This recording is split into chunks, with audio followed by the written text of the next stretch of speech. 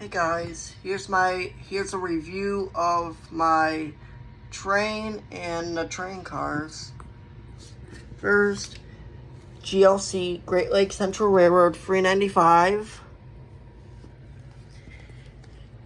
Bradenton Northern Boxcar, Wisconsin Central Coal Car,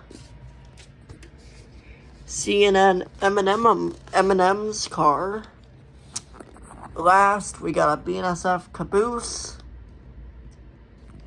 And it's a bit of a short freight, but when I do get my new cars, I will also get them shout outed too.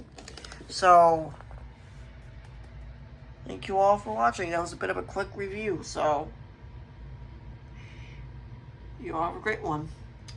I will make some more model train videos tomorrow. Thank you for watching.